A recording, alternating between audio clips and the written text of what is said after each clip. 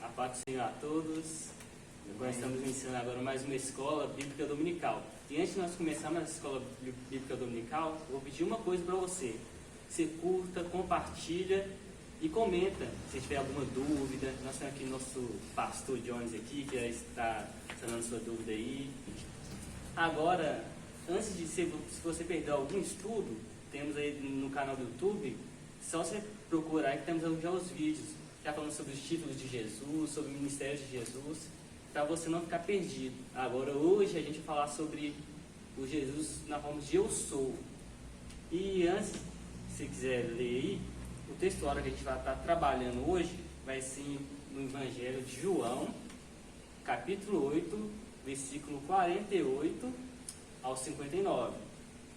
Então, se você quiser estar pausando o vídeo, estar lendo, estudando aí antes de continuar aqui, você pode estar à vontade. E o versículo que a gente vai trabalhar aqui agora, meu pastor, Zequinha, vai ser no versículo 58 de João, onde está escrito assim: Respondeu-lhe Jesus: em verdade eu vos digo, antes que Abraão existisse, eu sou. Pastor Jones, sempre a gente teve um embate entre Jesus e os fariseus. Alguns fariseus falavam que Jesus andava com pecadores, outros falavam que ele curava no sábado. Eu queria que você explicasse para a gente aqui, para quem está nos assistindo aqui, por que Jesus sempre teve esse embate com os fariseus. Amém. Paz do Senhor, povo. Forte abraço, que Deus desde já nos alcance com a graça. Primeiro, vamos retratar o eu sou. A primeira vez que o eu sou vai aparecer na Bíblia, vai ser Deus falando isso a Moisés. Quando Moisés vai ser enviado ao Egito, Moisés vai perguntar para Deus em que nome ele iria. Aí Deus vai dizer: no eu sou o que eu sou. Isso significa no Deus todo soberano. A soberania de Deus, ela é aquela que não precisa dar satisfação e nem precisa se explicar. Eu chego porque eu sou. E Jesus estava dizendo isso aos fariseus, que ele é o sou, que ele veio para fazer o que não precisava dar explicação nem dar satisfação. Ele estava dizendo isso aos fariseus, né? Da mesma maneira que Deus falou isso a Moisés, para falar ao fariseu que ele não precisaria de dar satisfação quem ele era, o próprio Cristo estava dizendo aos fariseus: eu vim para fazer a vontade de Deus e não importa quem esteja e quem seja, eu farei. E quanto aos fariseus, e essa intriga dos fariseus, é bom a gente entender o seguinte: quem são os fariseus? Os fariseus, eles eram das seitas que interpretavam a lei, a Torá, na íntegra da expressão da palavra. Então, todo profeta, toda pessoa que se dizia ser de Deus e não interpretasse as escrituras na íntegra, os fariseus estavam prontos para condená-los, levá-los aos sacerdotes, aos reis, para as suas condenações. Então, eles ficavam analisando os passos de Jesus, as atitudes de Jesus, para ver se ela estava dentro da conformidade com a lei e o pergaminho, dos profetas. Só que nós bem sabemos que Jesus, ele não veio para cumprir as ordens deste mundo. Jesus veio apresentar um novo reino, que é o reino da salvação, plano de salvação, que não tinha nada a ver com a coisa terrena. Então, por isso que dava muita confusão na mente dos fariseus, porque a vinda de Cristo era fazer a vontade de Deus. Amém, pastor. Zequinha, agora na prática, igual o meu pastor falou aqui sobre a questão de Jesus sempre falava que ele eu sou, e os fariseus sempre pegavam na íntegra, eram, a gente chama assim de hipócritas, né, meu pastor?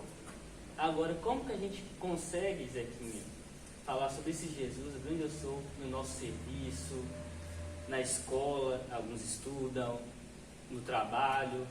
Como que a gente faz para falar sobre esse pessoa na prática, sobre Jesus? Gostaria de cumprimentar os irmãos com a paz do Senhor Jesus, aqueles que estão nos assistindo nesse momento.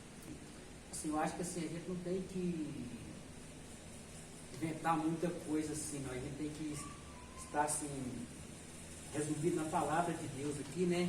Ele fala assim: eu sou o bom pastor que vim ali para apacentar as ovelhas, sabe?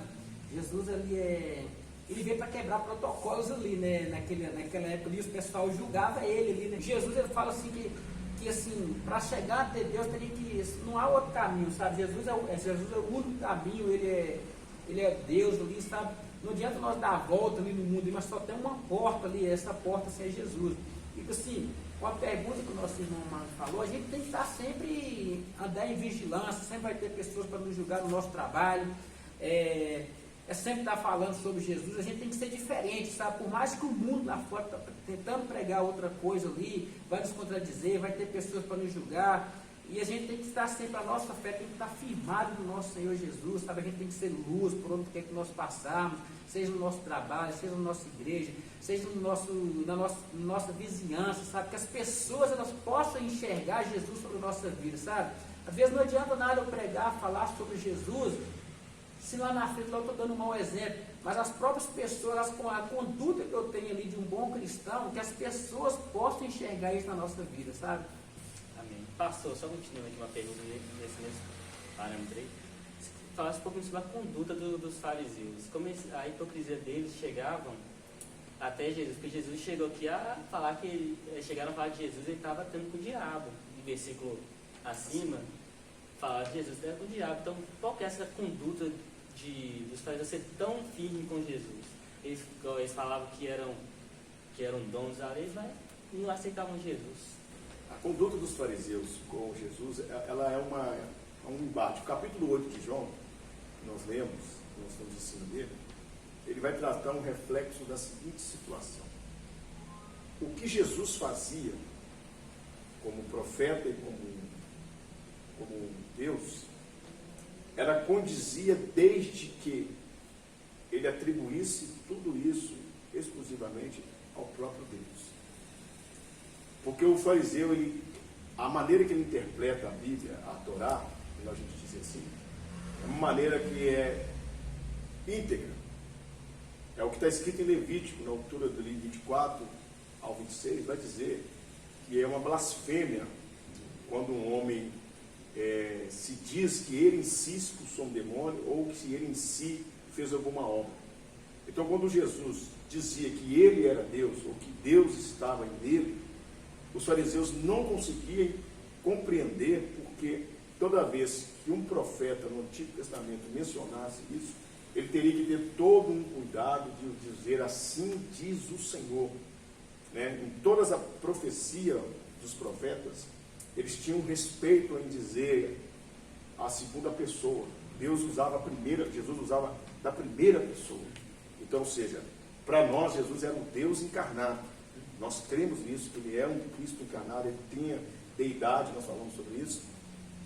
E essa deidade dele nunca foi compreendida pelos fariseus. Eles tinham que ver uma interpretação. Se Jesus falasse ali, em nome de Deus, talvez os fariseus não tinham tanta repugnação contra ele. Mas quando ele tentava dizer que ele estava em Deus e Deus estava nele, e ele viu Abraão, ele se exaltou com Abraão, eles não compreenderam isso. Só que olha que coisa interessante. Se você pegar a Bíblia em João, capítulo 1, vai dizer o seguinte: no princípio era o verbo, né? O verbo era Deus, o verbo estava com Deus, e todas as coisas se fez por meio dele. Ou seja, o próprio apóstolo estava dizendo que Jesus estava com Deus desde o princípio, de uma forma oculta, de uma forma profética, mas ele estava presente. E isso os fariseus não conseguiram ver nas entrelinhas da própria palavra, onde havia muitas contendas com eles, porque eles não enxergavam a manifestação do Cristo no Antigo Testamento. Pegando esse gancho um pouquinho, pastor, que você falou, vamos partir para a próxima pergunta.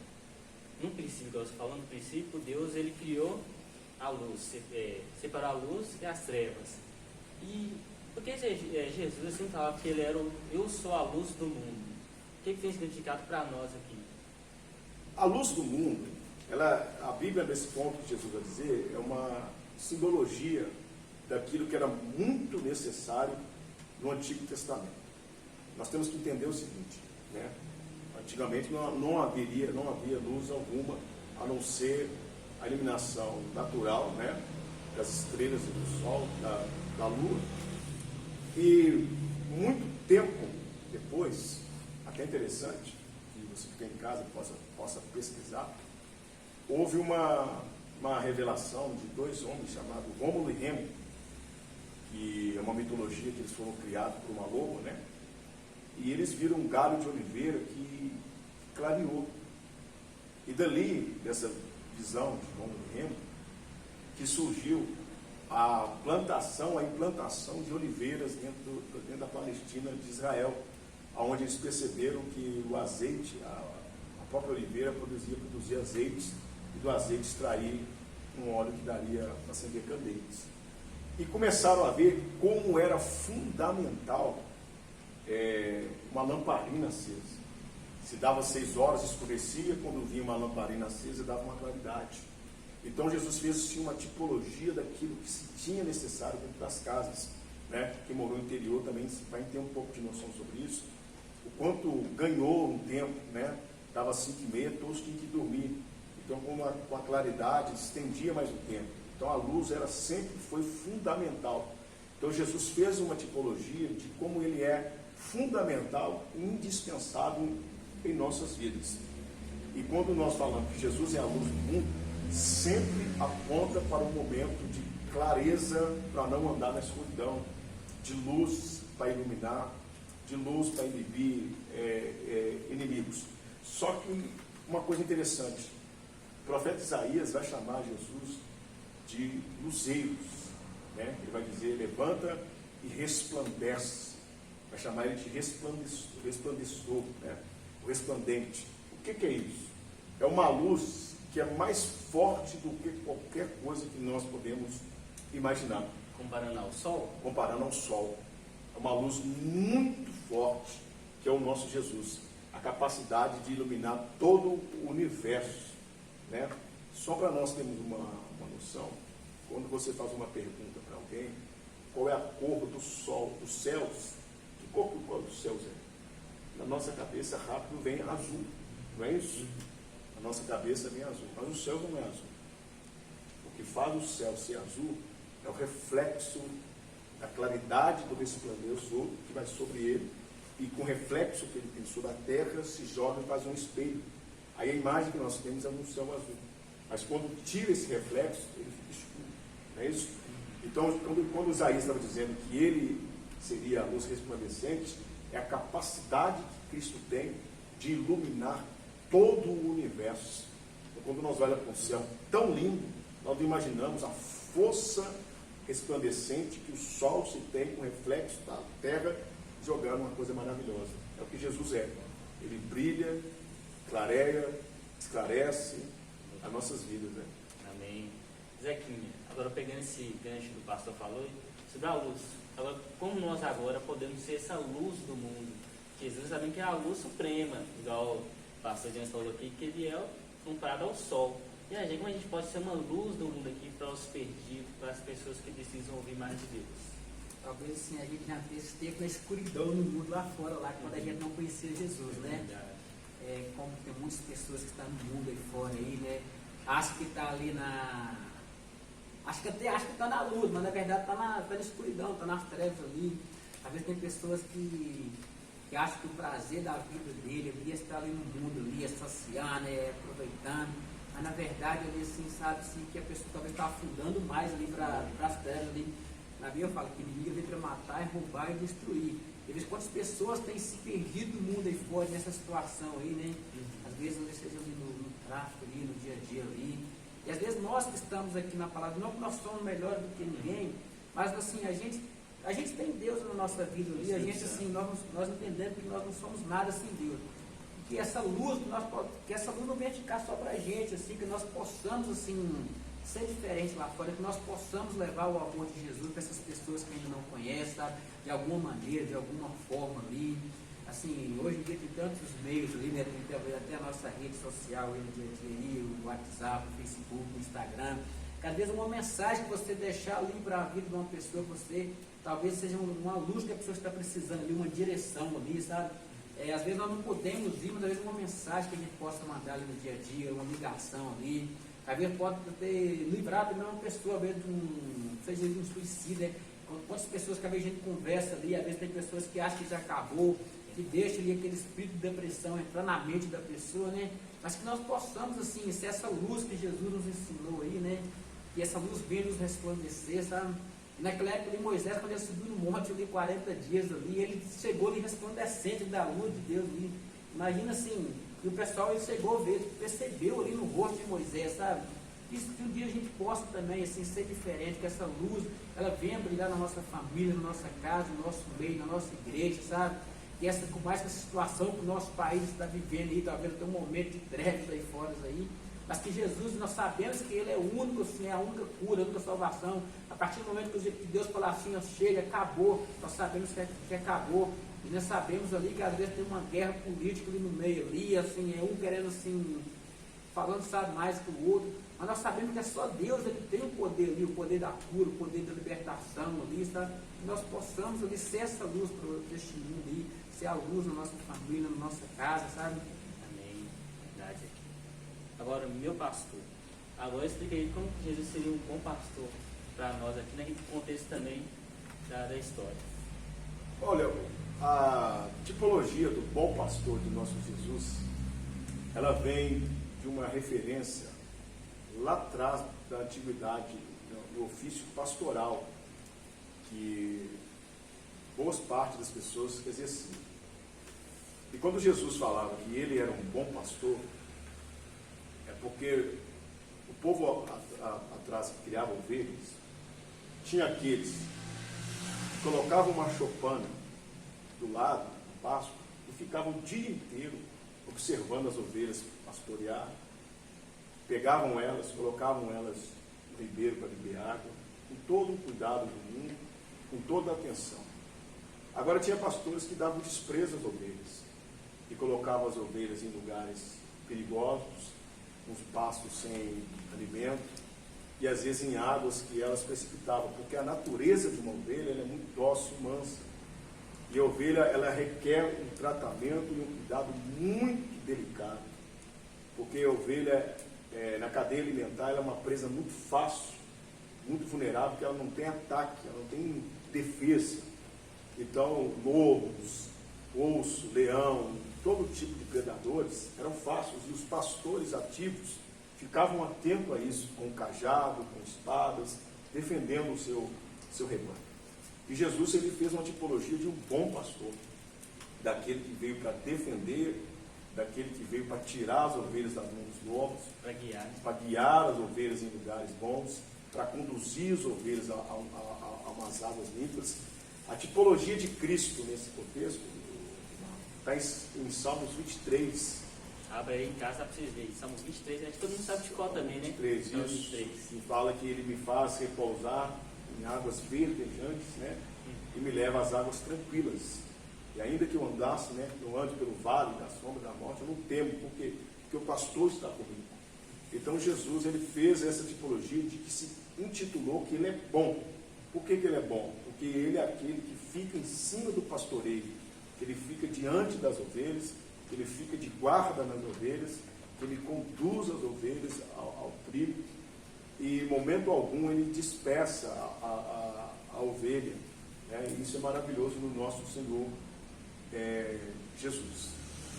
Zequinha, agora, pegando um gancho que o pastor falou aqui, qual foi a importância, a gente falando de Jesus, agora falando a importância do pastor da igreja para nossas vidas como ovelhas?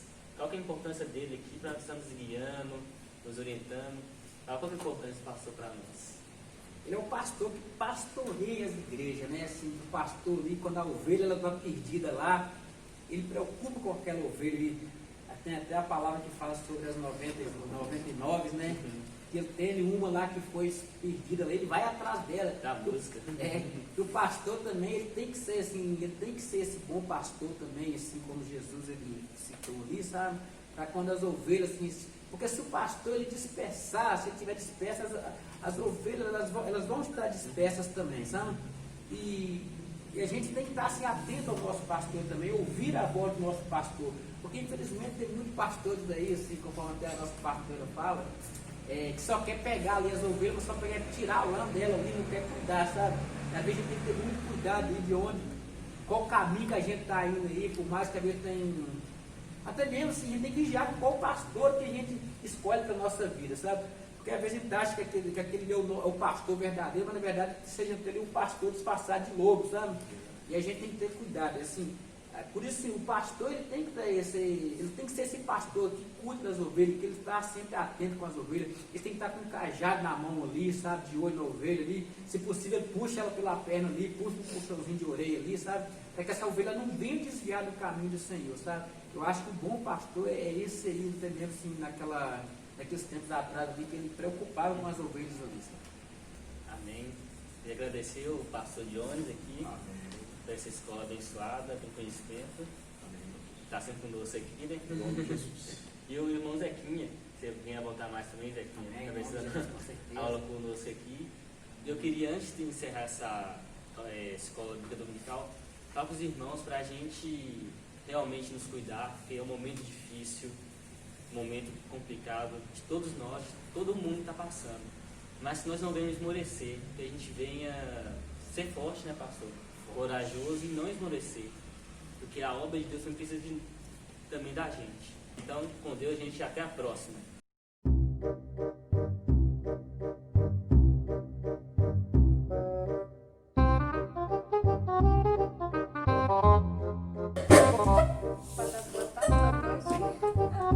Boa noite, galera.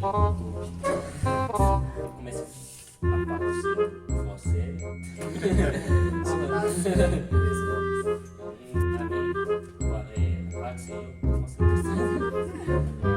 É difícil. Eu se via, mas eu YouTube não.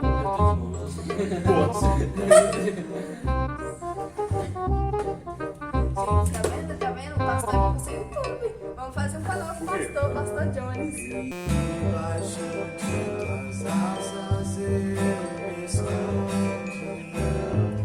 Você vai começar a cantar. Ai, meu logo agora. Misericórdia. Desce o celular, assim. Vou buscar o celular, ó. Não, eu comecei, eu falei, beleza. Tá vai, silencioso? tá um barulho. Coloca no silencioso aqui, tá? Tá.